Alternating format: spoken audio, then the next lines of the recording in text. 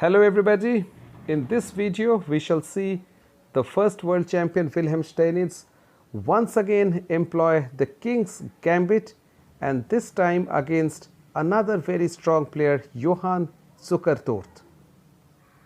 We shall once again see how Steinitz employed the most attacking and adventurous opening and used combinations and tactics to win his games. So let us see the game. Once again it is the same moves, King's Gambit. White once again takes ef4 and knight f3.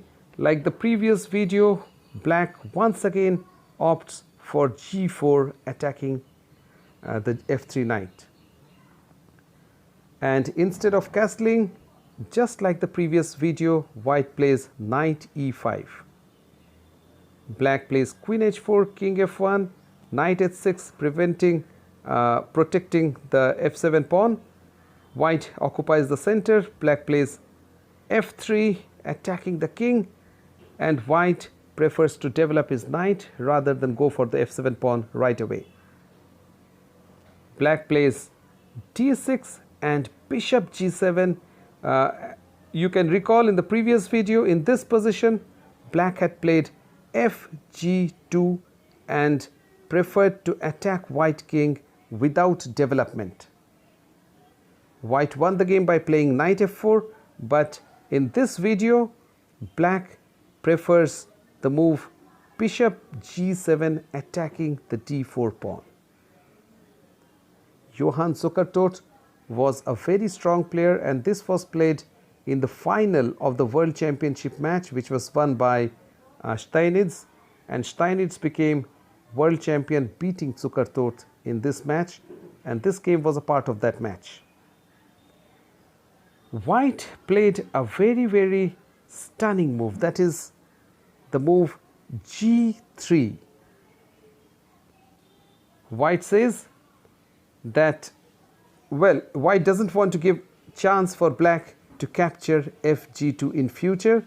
Now that black has developed his pieces, his attack can be deadly. So white plays g3, and this is a very interesting position.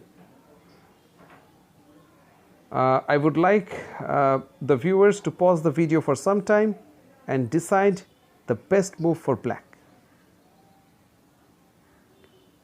Well, black played the move queen to d8. It may look strange, but surprisingly this is the best move in this position.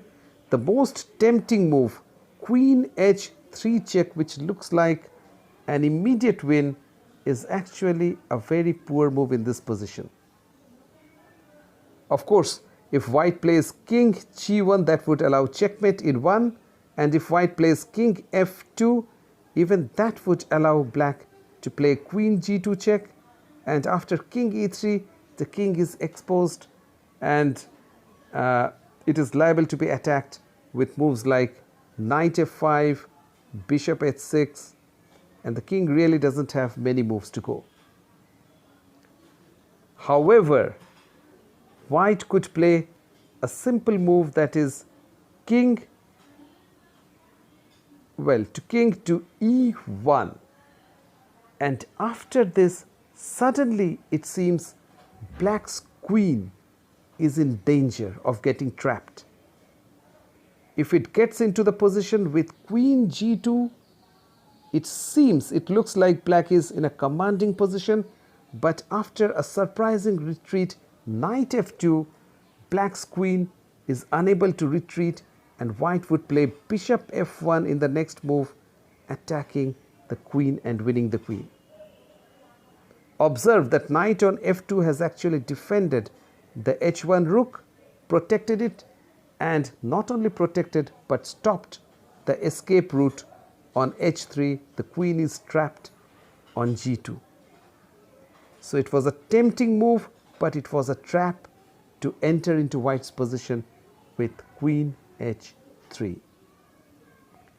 Black preferred to go back, after which white played knight to f4, protecting the d4 pawn with the queen. Black preferred to castle. So you see in this game, compared to the previous game, Black develops his pieces. He was a much stronger player than the previous opponent of Steinitz, and he prefers to bring out his pieces before launching attack. And here White played a surprising move, that is h3. This move aims to activate the rook from h1. Another very interesting point of observation is the king on f1 is actually, it's uncastled, but it's quite safe because the pawn on f3, these pawns are actually stopping the f file from being opened. So Black's pawn on f3 is actually protecting White's king rather than attacking at this moment. White played the move h3. Well, White could have played knight h5, and perhaps it would have been a better move, attacking the strong bishop on g7, aiming to exchange as well as opening the diagonal. But what White plays is also logical. He plays the move h3. Black plays knight c6, attacking the d4 pawn, and White plays knight h5. It's a very nice way to defend the d pawn, because if Black plays bishop takes d4, the h6 knight is undefended. Knight h5 has actually opened the diagonal for the bishop, and if well, after knight h5, if Black takes knight d4, White can capture on g7, removing the defender of d4, and after king g7, recapture the knight. So the d4 pawn is indirectly protected. Black Black plays gh3. This move is actually a very nice move, because White cannot immediately recapture on h3 because the bishop protects this pawn, and this move also vacates the g4 square for either the bishop or knight. So Black's gh3 move is actually quite a good move. White plays knight d5, the knight jumps in the center, and as we can see, even now the d4 pawn is immune, because once again bishop d4 would be met by bishop h6, and once again knight d4 would be met by knight g7 followed by queen d4. So instead, Black preferred to play knight g4. It's a very nice square for the knight, controlling the crucial squares in front of White's king. And White now played the move c3, because at this point, without the knight on h6, Black was threatening to capture the d4 with the bishop. White protects with c3, and now Black challenges the knight on d5, the strong knight on d5 with knight e7. White doesn't exchange, he goes back, and Black once again challenges the same knight with the same knight. White recaptures h3, and Black develops his bishop.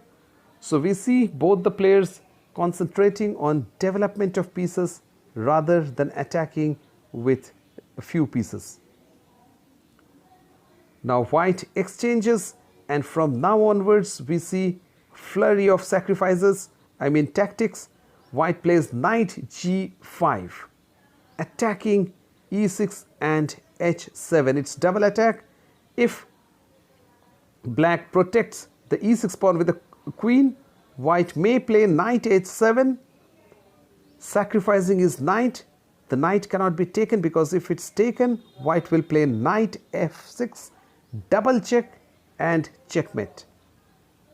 It's check with both the pieces, and of course Black cannot block because the king is attacked with both the pieces. It cannot move away.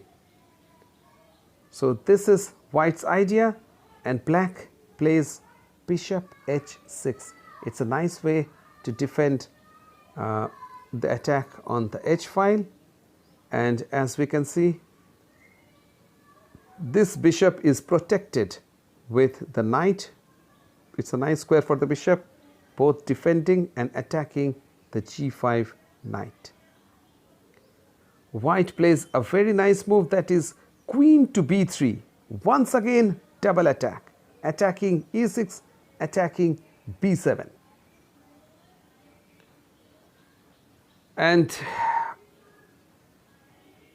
well, black captures on g5. White didn't protect his knight, but he went for double attack. And once again, a beautiful double attack, check, attacking the king, attacking the knight. So white goes on double attacking black, black defends, and white captures the knight on g4. White had gambited the pawn or sacrificed the pawn on second move, and with his beautiful maneuver, white has taken back the pawn. Now material is equal. Here black went for counter attack. He played the move queen e8 with the intention of playing queen b5 check and attacking b2 as well. So basically black wants to make use of the advanced f3 pawn, which is defended by the rook, and somehow enter into white's position with the queen. White played c4, closing the diagonal, and it not only defends but it also activates the rook.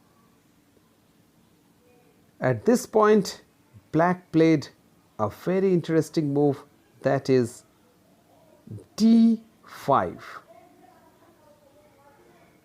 Remember, Zukertort was a very strong player and he was number 2 in the world when this game was played. So it's a beautiful sacrifice, well, a very visual sacrifice. Black aims to either open the e file or the diagonal. It's a line opening sacrifices. White can capture the d5 with either the c pawn, but that would allow queen b5 check, or e d5, but that would allow immediate checkmate with queen e2, king g1 and queen g2. However, the move d5 was later found out to be a blunder, a big mistake, because instead of capturing the pawn, white simply played e5. This is a very simple but very effective move, because the move controls f6 square for the knight, and now the knight can enter f6 with a deadly effect. Black captured tc4, white recaptured rook c4, and black went for the pin. He occupied this diagonal as well as attacked this pawn, but white defended both, playing b3.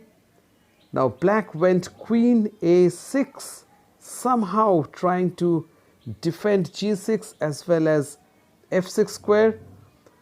Black's counterattack had failed. Now white played knight f6 check, entering into black's position with a deadly effect. Look at this knight, queen and rook coordinating. Black had to sacrifice the exchange to defend, and after he took back, white captured on c7, and after this white is a pawn up, an exchange up, as well as in attack. Black resigned in a few moves. Lessons from the game: while playing combinations, anticipate the opponent's moves. In life as in chess, anticipation of future events is the key to success.